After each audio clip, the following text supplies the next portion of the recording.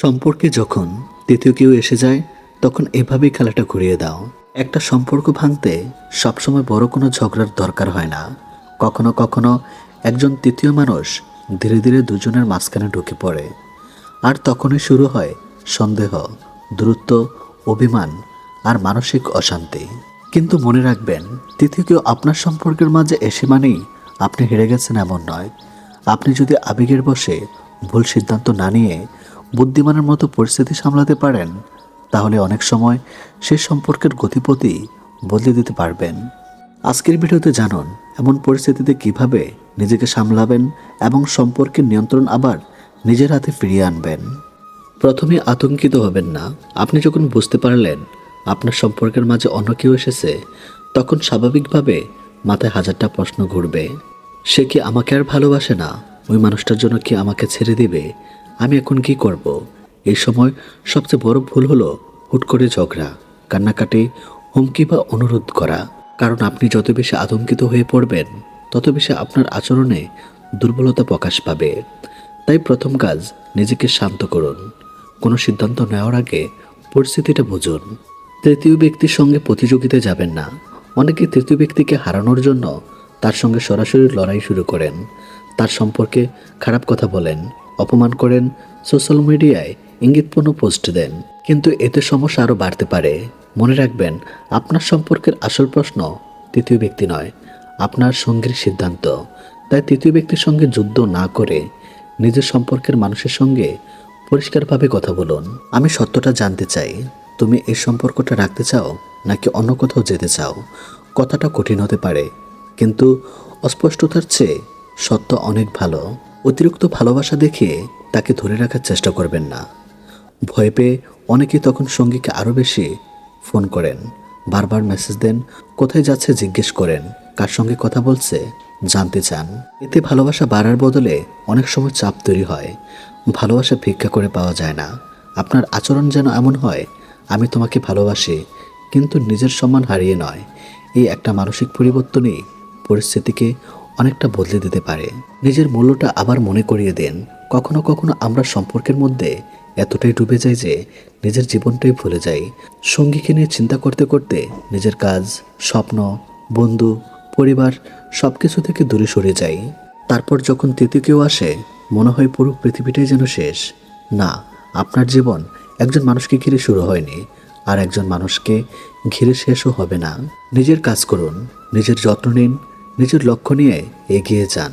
আপনি যখন নিজের জীবনকে আবার সুন্দরভাবে সাজাতে শুরু করবেন, তখন আপনার আত্মবিশ্বাসও ফিরে আসবে। পরিষ্কার সীমারেখা তৈরি করুন। সম্পর্ক টিকিয়ে রাখতে হলে ভালোবাসার পাশাপাশি সীমারেখাও দরকার। আপনার সঙ্গে যদি অন্য কারো সঙ্গে এমন সম্পর্ক তৈরি করেন যা আপনাদের সম্পর্কের প্রতি অসম্মানজনক, তাহলে সেটা মেনে নিয়ে চুপ করে থাকবেন না। শান্তভাবে বলুন, তোমার স্বাধীনতা আছে, কিন্তু আমারও সম্মান নিয়ে বেঁচে থাকার অধিকার আছে। তারপর সিদ্ধান্তটা তার হাতে ছেড়ে দিন। কারণ কাউকে জোর করে বিশ্বস্ত বানানো যায় না। প্রতিশোধ নয়, পরিণত আচরণ করুন। তৃতীয় কেউ এসেছে বলে আপনিও অন্য কারোর সঙ্গে সম্পর্ক তৈরি করবেন, এটা কোনো সমাধান নয়। একজনের ভুলের জবাবে আরেকজন ভুল করলে সম্পর্ক ঠিক হয় না, বরং আপনার নিজের মূল্যবোধ নষ্ট হয়। আপনার লক্ষ্য হওয়া উচিত প্রতিশোধ নেওয়া নয়, সত্যটা জানা এবং নিজের সম্মান রক্ষা করা। শেষ সিদ্ধান্ত নিতে ভয় পাবেন না।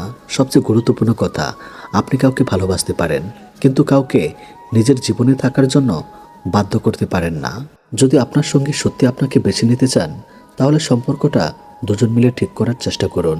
আর যদি সে বারবার প্রতারণা করে, আপনাকে অসম্মান করে এবং অন্য কাউকে বেছে নেয়, তাহলে শুধু হারানোর ভয়ে নিজেকে ভেঙে ফেলবেন না।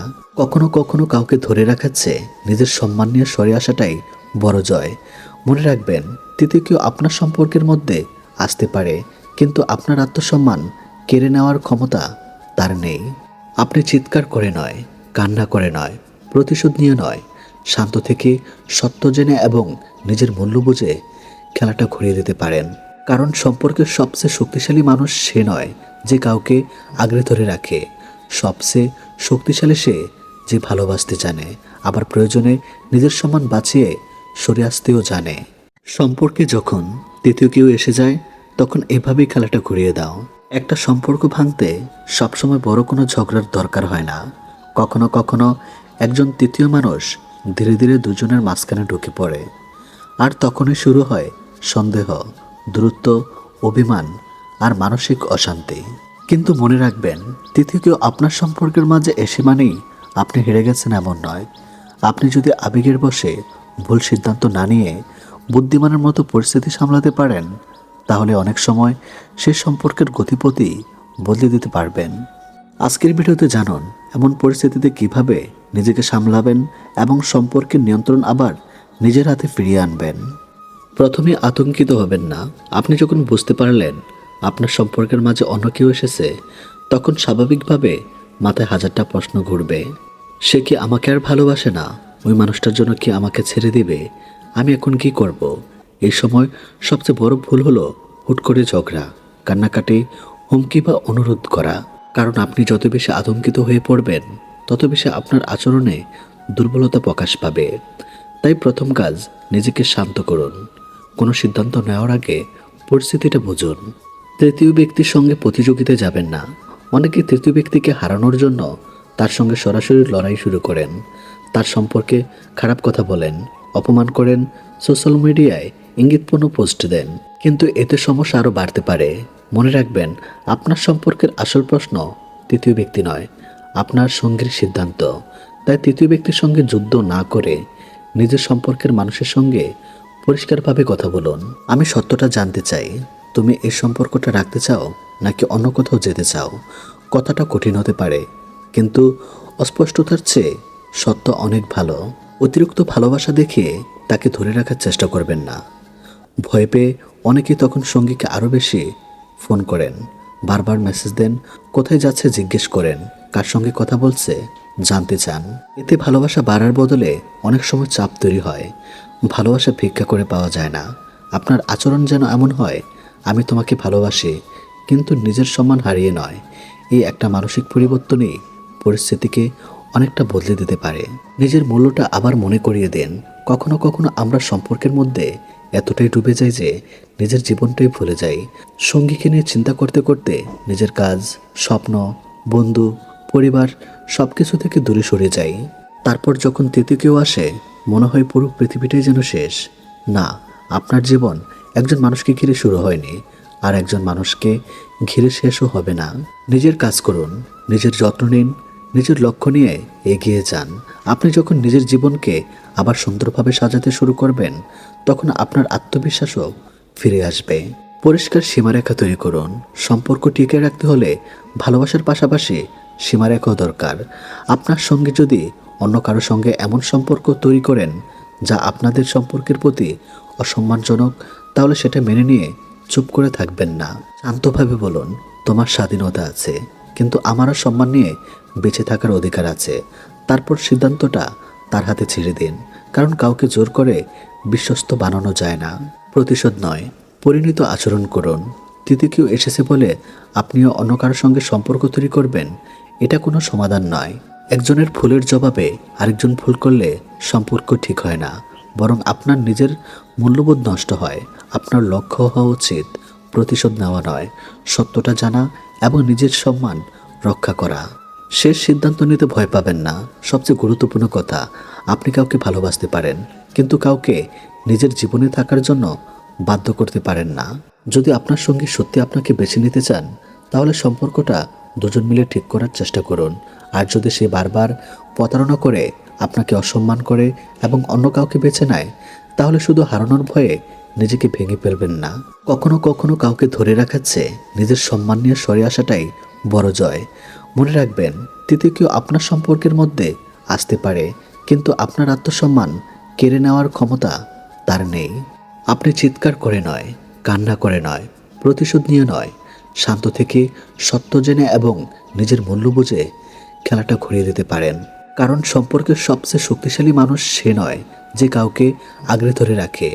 সবচেয়ে শক্তিশালী সে যে ভালোবাসতে জানে, আবার প্রয়োজনে নিজের সম্মান বাঁচিয়ে সরে আসতেও জানে। অতিরিক্ত চিন্তা ছেড়ে দিন। সব সমস্যার সমাধান একদিনে নয়, কিন্তু আপনার মনকে শান্ত করা সম্ভব। আপনি কি কখনো এমন কোনো সমস্যা নিয়ে ঘন্টার পর ঘন্টা চিন্তা করেন, যার সমাধান এক্ষুনি আপনার হাতে নেই। রাতে ঘুমোতে গেলেই একই কথা মনে পড়ে, যদি এমন হয়, যদি ওটা হয়ে যায়, আমি যদি ভুল করে থাকি। এভাবে চিন্তা করতে করতে কখন যে রাত শেষ হয়ে যায় আপনি নিজেও বুঝতে পারেন না। মনে রাখবেন, সমস্যা নিয়ে অতিরিক্ত চিন্তা করলে সমস্যা ছোট হয় না, বরং মন দুর্বল হয়ে যায়।